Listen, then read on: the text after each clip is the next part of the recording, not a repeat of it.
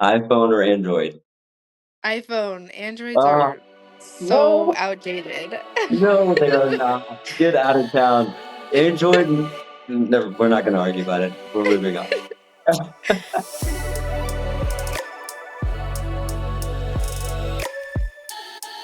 All right, everybody, welcome again to the Dime Discussion Podcast. I have a wonderful guest in Ayla Tuua. And listen, guys, we are pumped to have her on the show. Brand new LSU commit. We'll get into that part of it here in just a bit. But Ayla, first of all, thank you for being on the show. How you doing? How's everything going? I know you're senior year right now, so what's going on in your world here this fall semester?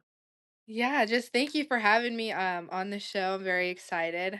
Senior year is great so far. Um, just kind of enjoying it right now. Softball hasn't started yet for us in California, so just continuing to work and enjoy. Good deal. Good deal. So aside from work right now, in terms of fall semester shenanigans, anything that you get into typically for fun? I am a baker. I love to bake. I love to crochet actually as well. So just my old lady hobbies. But yeah.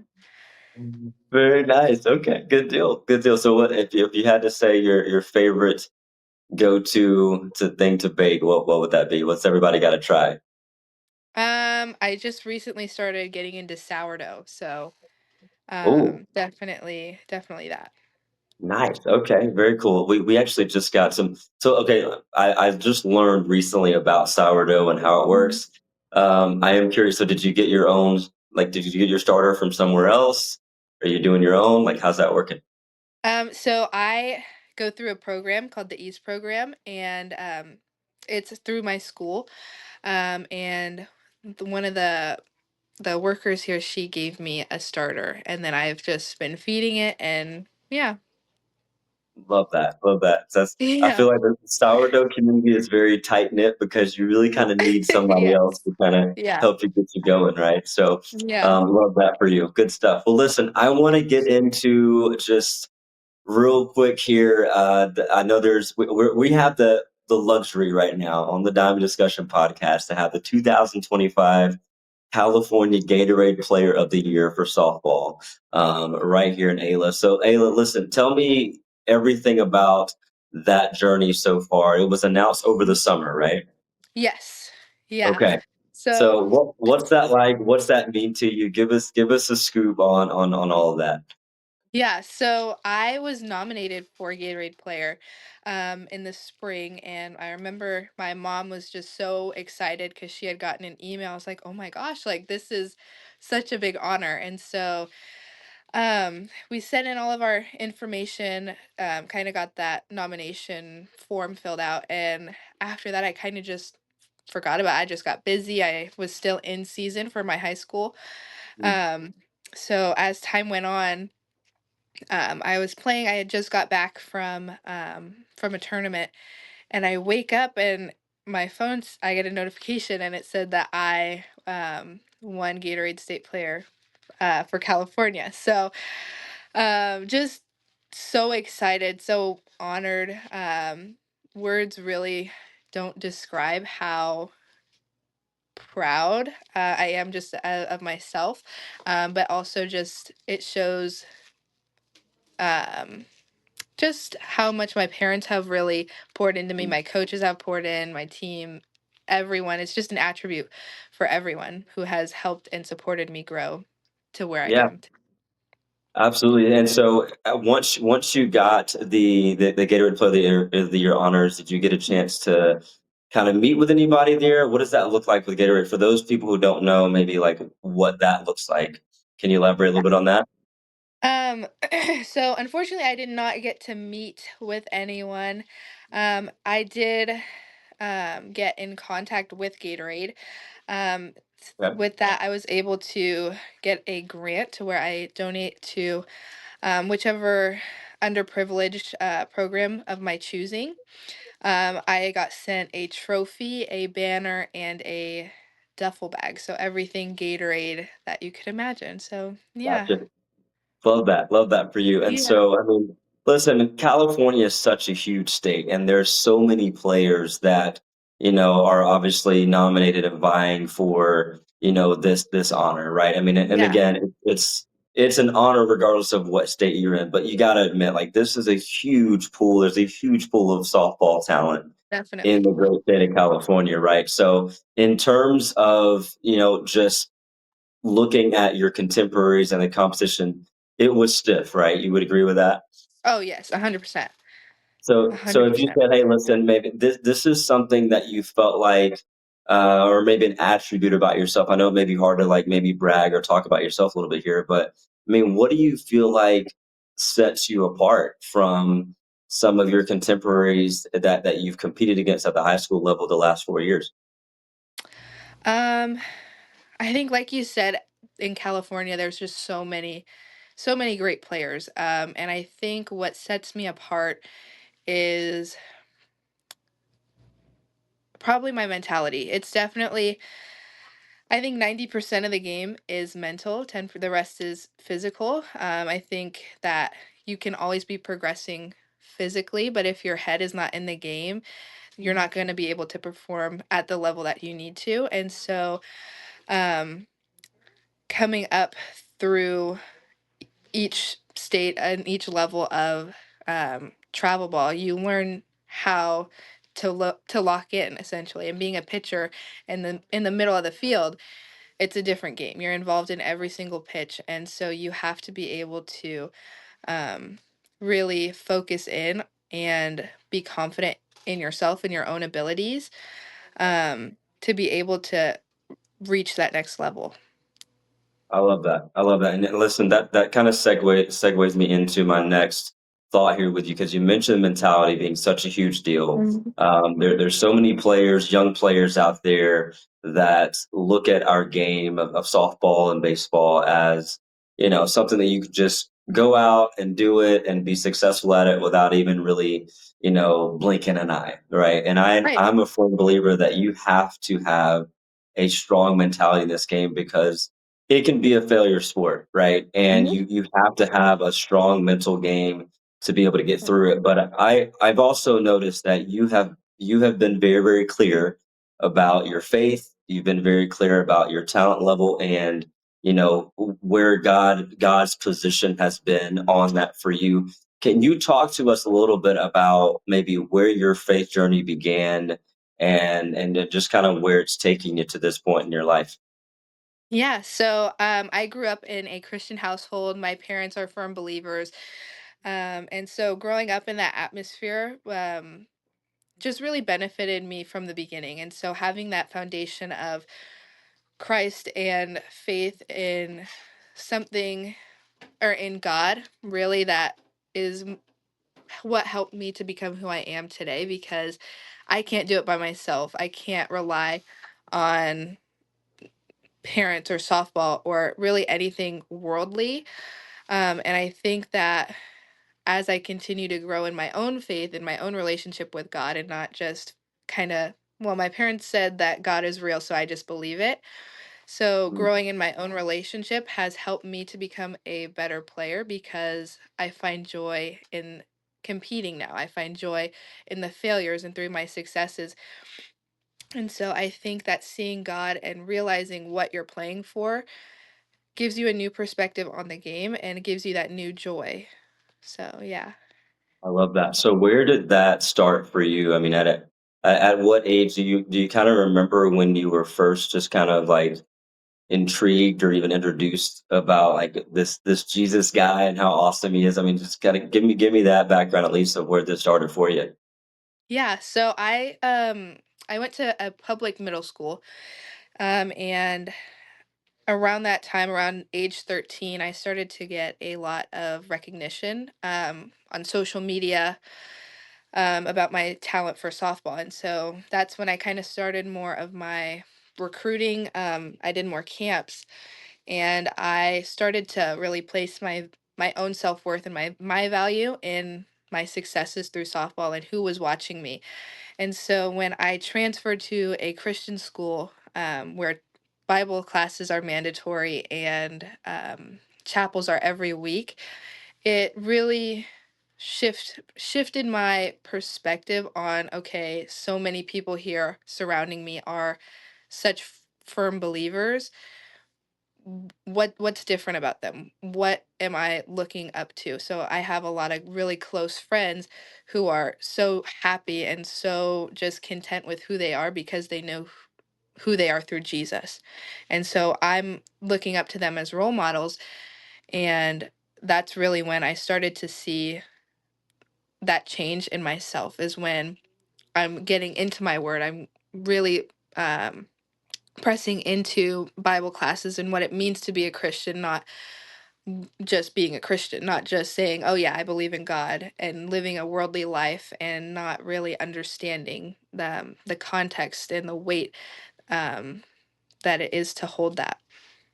Absolutely. I agree. And, here's the thing. I've thought about this a lot as during my coaching time and helping players go to the next level. I think that it is incredibly important to be strongly rooted in your faith, Hmm. especially right now where you're about to, leave home, right? Where there Yes. are some comfort levels, there are some familiarities and things like that.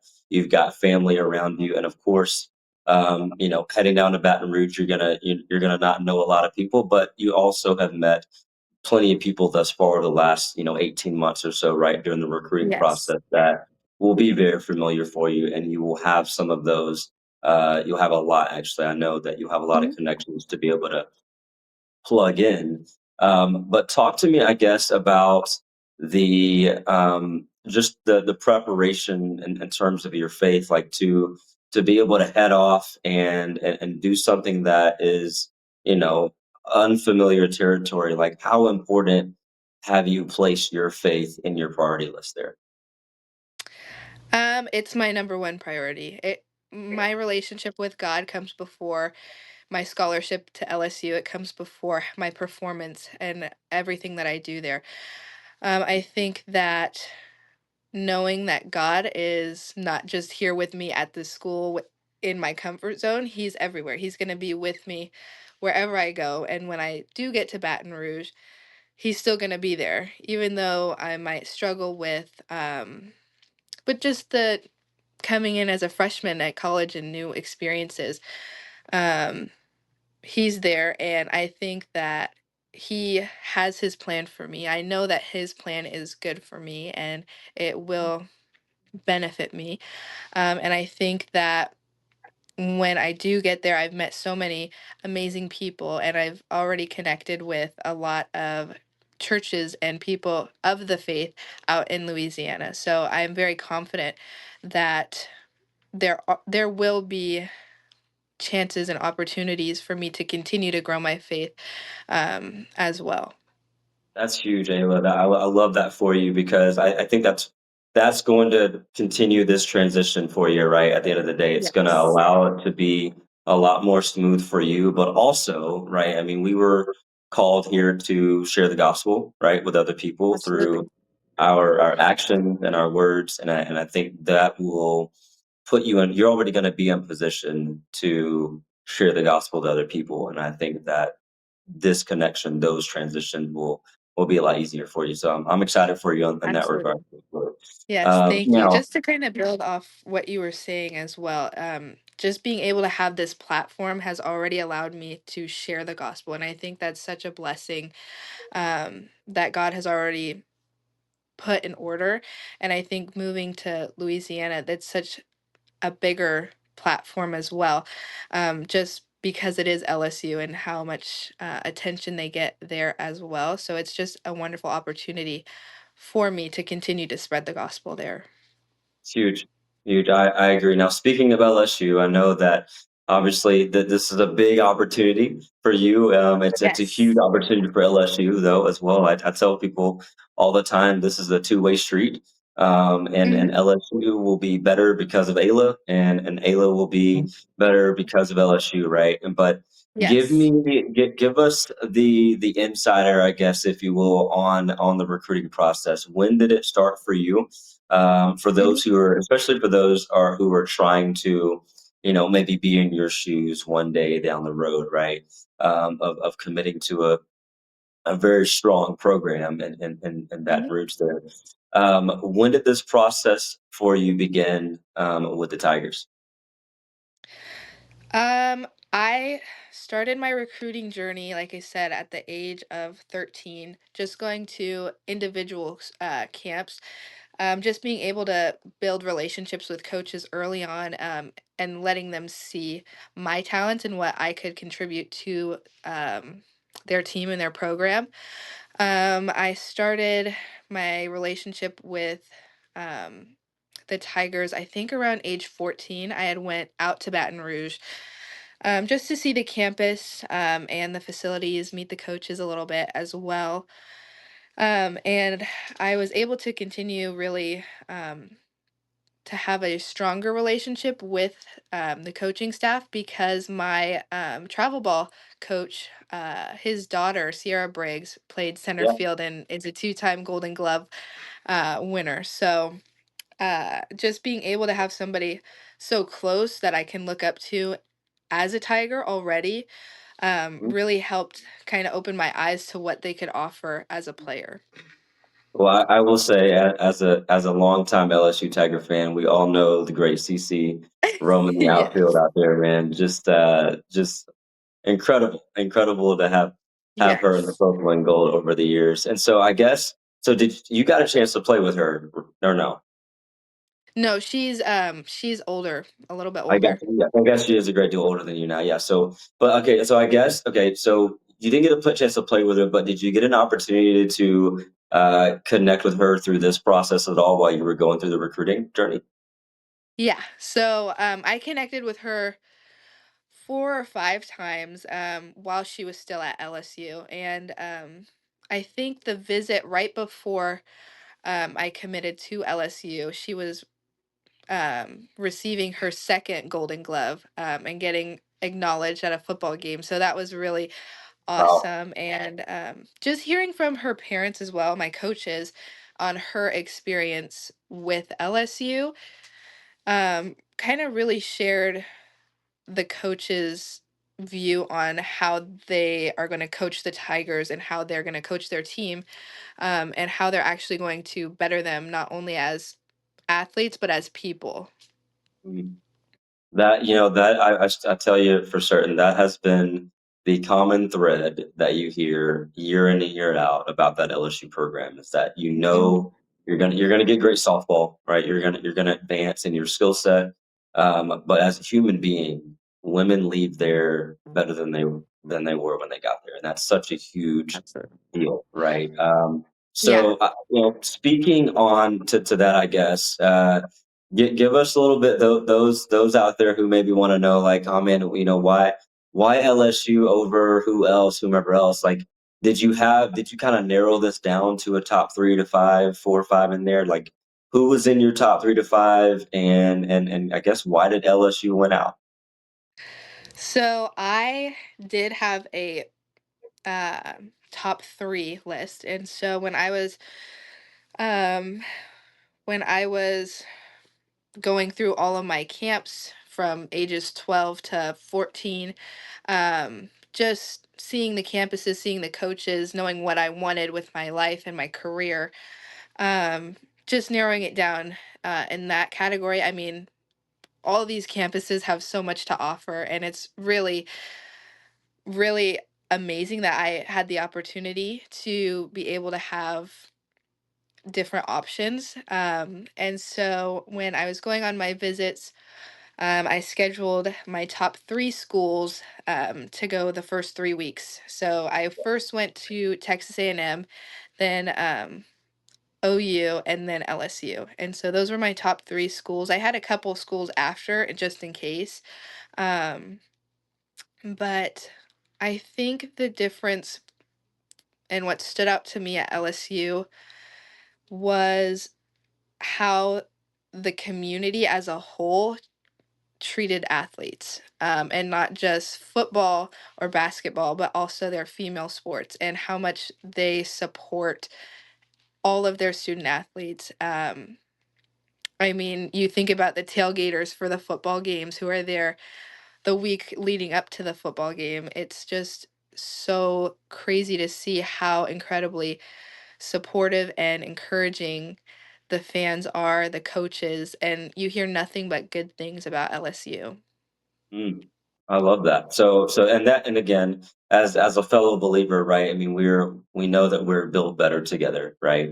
And Yes. so it sounds like that community is a huge deal for you. So I guess my question is, how do you plan to kind of leverage, just having that community and to be able to hopefully connect right away with people next fall? Yeah.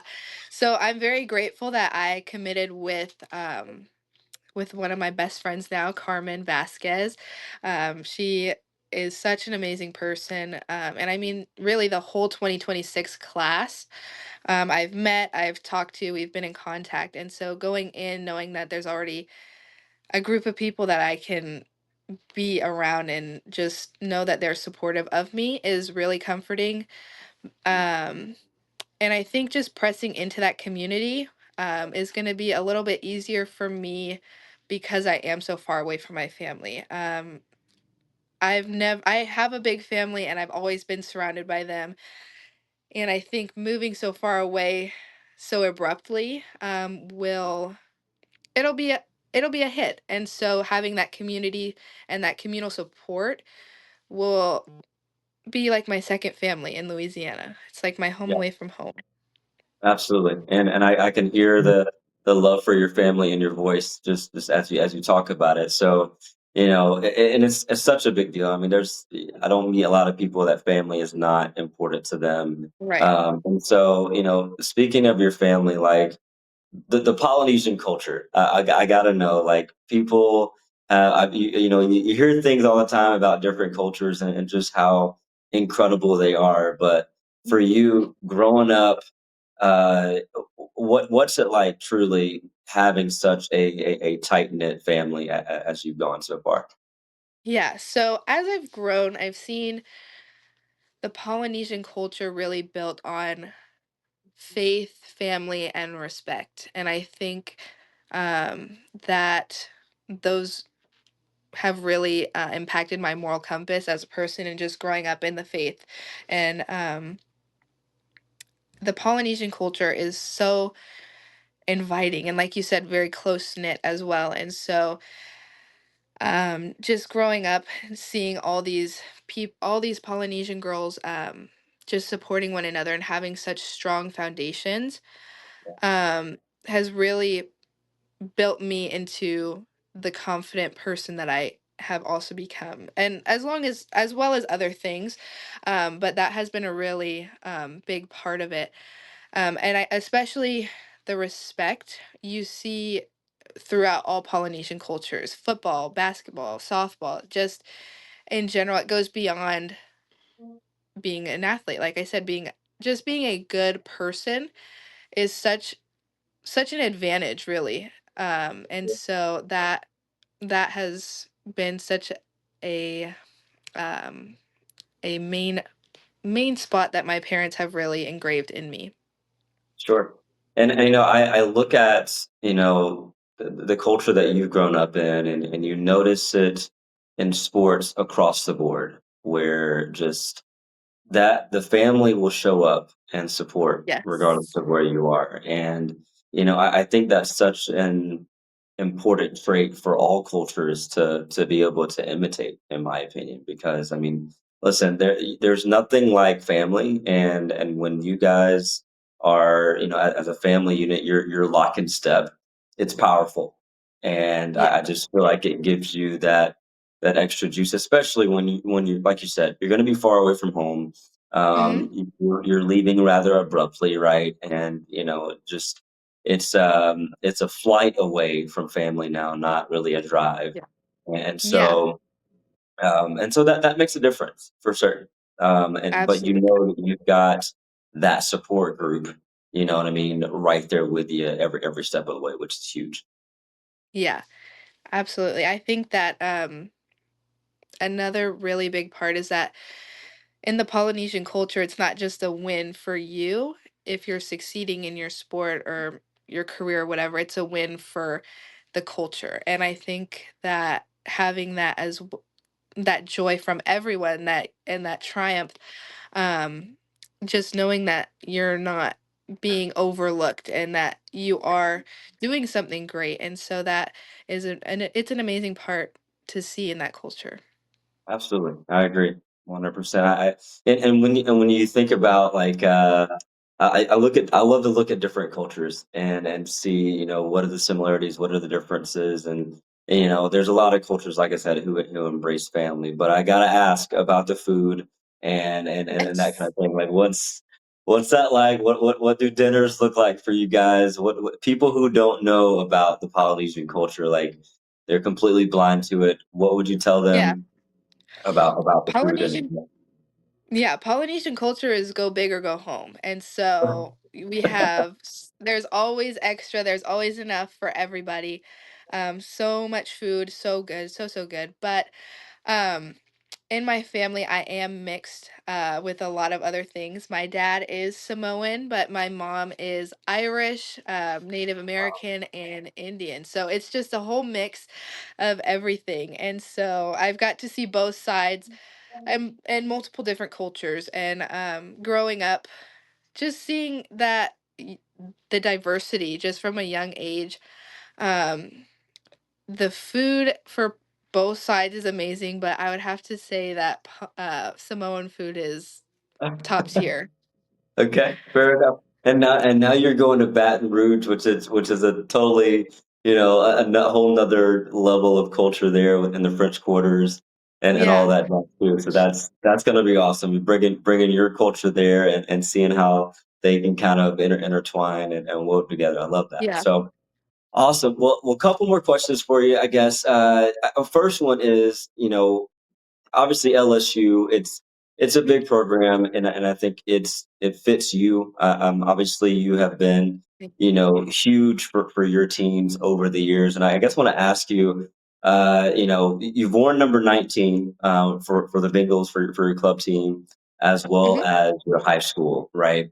As a Yes. pitcher, as someone of your stature, your Gatorade Player of the Year, you've got tons of other accolades, and there's lots to come once you reach the college level. But for the number 19 coming behind you, right? What Hmm. advice, what's one piece that you would want to share with them as you leave that legacy behind? For the next person wearing number 19, I would say wear it with honor, wear it with pride and confidence.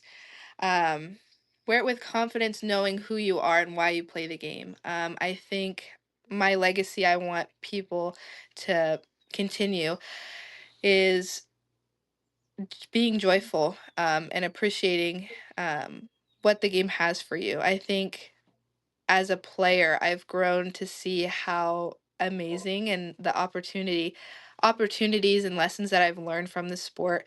So just take advantage of every second, be it in the moment.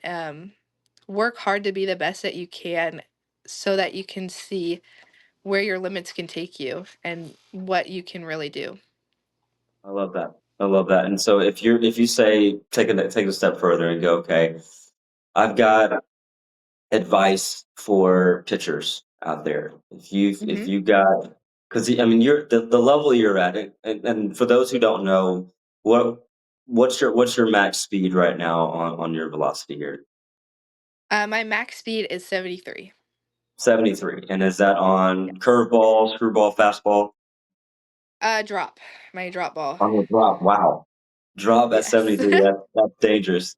That's dangerous. Okay, good Yeah. stuff. So you've obviously reached a level that not a lot of people say they can reach in terms of just dominance in the Hmm. circle. And obviously, it's required a lot of hard work. I mean, for schools of this Absolutely. magnitude, for you to be on their radar at the age of 13 or 14, you had to do a lot of legwork in the early goings and commit to the craft. So, if you Absolutely. had maybe three pieces of advice for pitchers coming up right now, whether it be from a mechanic standpoint, a mental standpoint, what would be some advice that you would give pitchers trying to accomplish some of the things that you've done? Yeah. So from an early age, I have to. shout out my papa. He's been my hitting and pitching coach since I began softball, and he always taught me to love the grind. Even when it's unlovable, you have to continue to work because there's always something you can be better at. And so growing up, I had to always remind myself it's a game of failure. If you succeed, if you get on base 3 times out of 10, you're going in the Hall of Fame. You're going down as one of the best. And you once you can wrap your head around the fact that failure is a part of the sport, you're going to fail. It'll be easier for you to take a step back and look at, okay, this happened. What can I do better next? Because you have to, as a pitcher, you have to switch it. Every pitch is a Absolutely. different pitch, and every at bat is something new. And so you have to be able to clear your head every pitch, say, okay, what can I do now? Now I have to focus on this pitch. I'm going to throw it because I'm confident that I can because of the hours of practice that I've put in. And so making sure that you have that confidence in your repetition from practice that the games come easy. That confidence that you have in yourself and what you've put in, obviously that's not overnight. So for someone who may be that they've logged the hours, but maybe they're Mhm. struggling with the confidence part of that.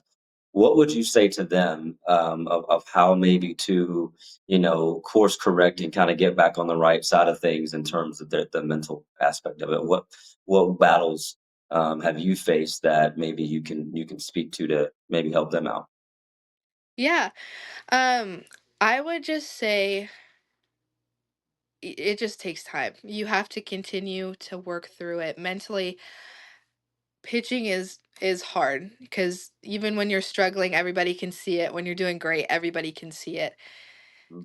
Confidence is something you don't get overnight. It's not just going to happen, but you have to be patient with yourself. I also think that what helped me um, through those really hard times where I'm struggling with my own confidence is when I really pressed in with my faith, and having that community there to pick me up because, like I said, you're not defined by your failure. You aren't defined by softball. And so when I was able to realize um, that I was putting in the work and things were still not coming out to the results that I wanted, I took a step back. I said, "Okay, my this is just part of the process. To being great, there's always going to be challenges. There's always going to be something, like I said again, there's always something to work on. And you just have to continue to rely on your mechanics. Do the drills even though they're boring. Um, just making sure that you do all the small things because it's going to come together in the end." Well, it's speaking to something your papa said, learning to love the grind of it, right? And just Mhm. kind of understanding that there's always something that you can be better at. And I think that's kind of the beauty in, not only being a pitcher, but just being an athlete in general. But really, as a pitcher, it is hard. And Yeah. there's so much that goes into just being great with that position specifically. And so, I guess that takes me to my other question of you being as great as you are as a pitcher, and as solid as you are at the plate, as a batter at this level, you're playing that mental game of chess, if you will, as a pitcher to a batter. How has that made you a better hitter by knowing potentially what pitchers are trying to do, or just even your approach at the plate? Like, what would you say to those out there looking for just quality tips on being a better batter? Yeah. So as a pitcher, you're you're trying to disrupt the timing of the batter. That's why you have different speeds, different heights, different spins. So as a pitcher, you're trying to strategize, okay, looking at this swing, looking at this person. There's so many different um things to look for as a pitcher. So where they're standing in the box, what they're doing with their hands, if they have quick hands. And so analyzing, okay, I see what I'm gonna do, how I'm gonna set this person up. And Mhm. then the flip side, as a batter, you just have to go in being confident, watching what they've thrown to previous batters, um, and just talking and communicating with catchers where the umpire's strike zone is, communicating what her best pitch is, maybe what you're seeing from her start. So, just again, noticing the little things and actually watching what the pitcher does differently, because some subconsciously as a pitcher myself, there's something in my changeup that's different than my drop ball or my rise ball. And so when you can pick up on those small things as a batter, you have a higher advantage. And so again, just going in with a routine, knowing what you're going to do in the batter's box, is great for the on deck circle. So you want to be thinking what you're going to do, how you're going to stand, all that stuff on deck, and then once you get in the box, it's time to hit. So then you're Yeah. not thinking, you're just going. How important are in-game adjustments for you, whether it be as a hitter or as a pitcher? Have you kind of seen that play out a lot at the level that you've competed at thus far? Yes. So personally, I am not necessarily a thinking player. I'm more of a, okay, let's go and do this. And that doesn't mean that I don't know how to strategize what I'm doing on the bases or pitching. It's just that I can't overthink the game, especially during the game. That's what practice is for, that's what film is for. And so, again, just working on that in practice and knowing and having confidence in those repetitions and those hours that you put in, you're confident in your abilities to just go out and play. And when I do, if I am struggling in game, I make those adjustments just again by wiping it. Okay, saying, okay, I felt kind of under it. I go back to what my pitching coaches say, my hitting coaches say, real quick, just analyze it um, as fast as you can, because the game's not going to stop because you're struggling. Right. So you just have to really say, okay, next pitch, I need to do this. I need to get this pitch up. I need to get this pitch down. I just sometimes it's just a mental thing. Really, in-game adjustments are kind of designed for your own um, personal abilities, how you strategize your game. But for me, um, just not overthinking. Again, just having fun and being confident in myself.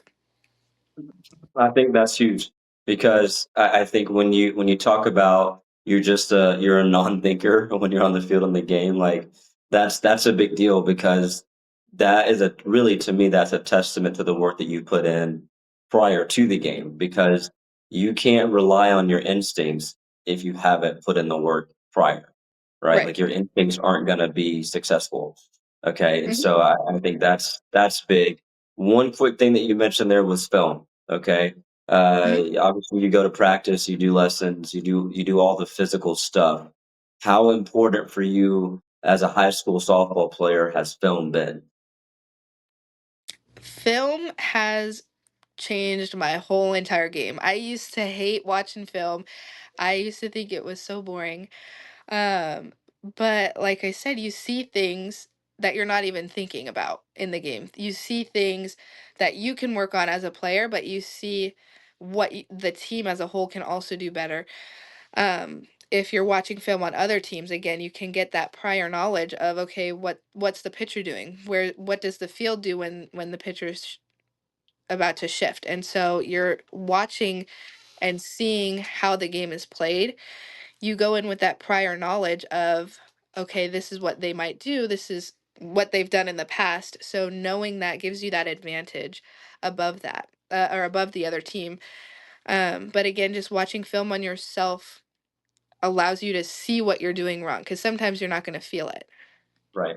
Absolutely. Listen, I ask you that question specifically because there are so many younger players out there who maybe don't value film. And I think Mhm. as someone who has achieved the what you've been able to pull off, and what you're about to go do. I think they need to hear that that's something that's very, very important to our game. It's not just Yes. coaches going to watch film, right? It's players, Mhm. really buying into that and digging in and going, hey, listen, here's how I can correct.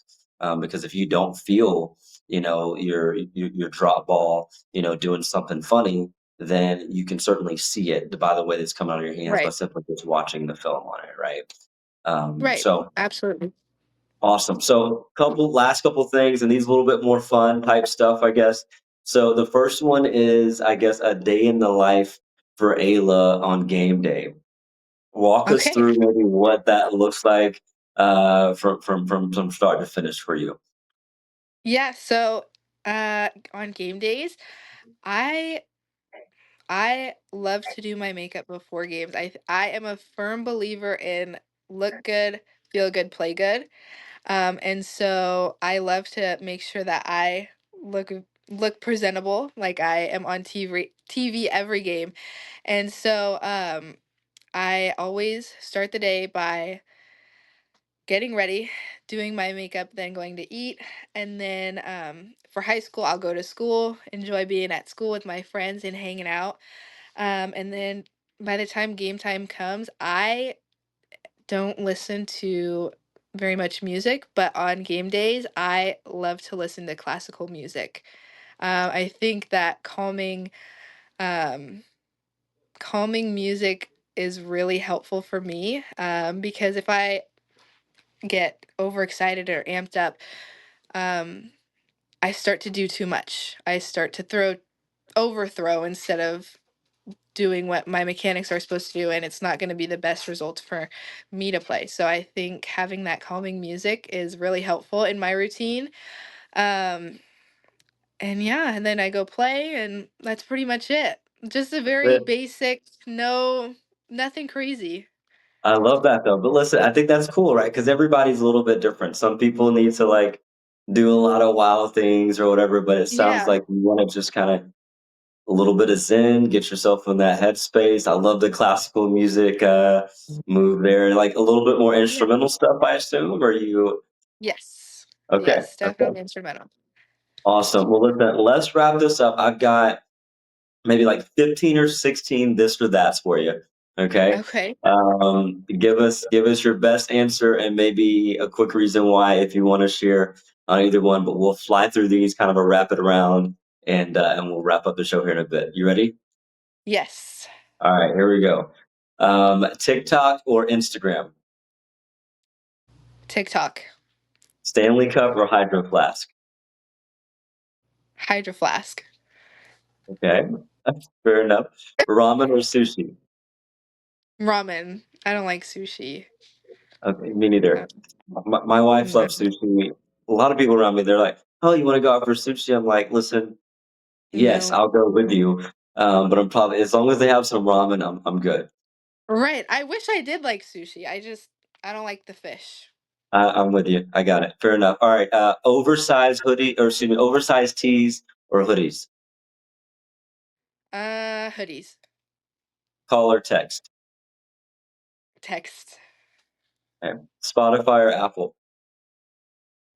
Ooh, I don't use either. Spotify. Okay, fair enough. All right, do you study with music or in silence? In silence. Okay. Early bird or night owl?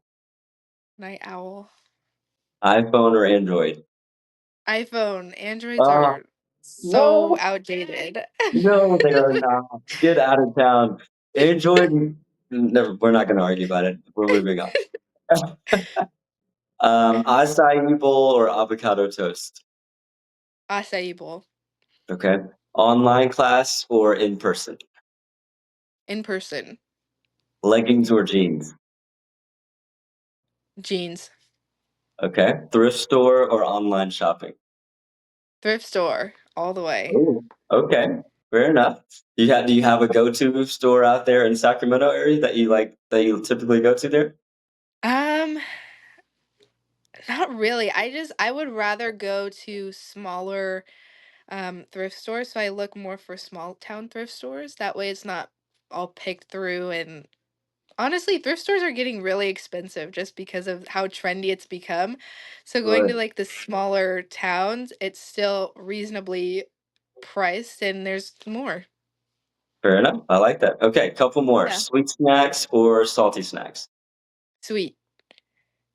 Game night or movie night? Movie night. And last one, LSU or everybody else? LSU for sure. Go Tigers. All right, Ayla, well, listen, it has been a pleasure. Do you have anything else you want to add before we wrapped up? I do not. Just thank you so, so much for inviting me on the show today. I'm so grateful. Absolutely. It has been an honor to have you. Listen, I'm going to wrap this thing up with our thought you should know moment. And this is usually where I just share something kind of random. But listen, I was thinking about it the other day, and there may have even been, I think it was because of it might have been a picture or even a video of you hitting a home run at one point, Mhm. and I thought about it briefly. I'm fully convinced that rounding the bases, entering home plate, is about the same feeling that we'll feel entering heaven's gates when we get to heaven, because just watching the team be super animated, and just amped up. I feel like the teammates are equivalent to the angels, just kind of welcoming you, and that feeling Yes. that you have of entering, of just jumping right into home plate, and just them welcoming you home. So anyway, Yeah. guys, thank you all so much for tuning in. We're going to wrap this show up like we always do. So please let everything you do be done in love, because at the end of the day, that is truly what makes this world go around. Ayla, once again, thank you. And guys, we'll catch you next time.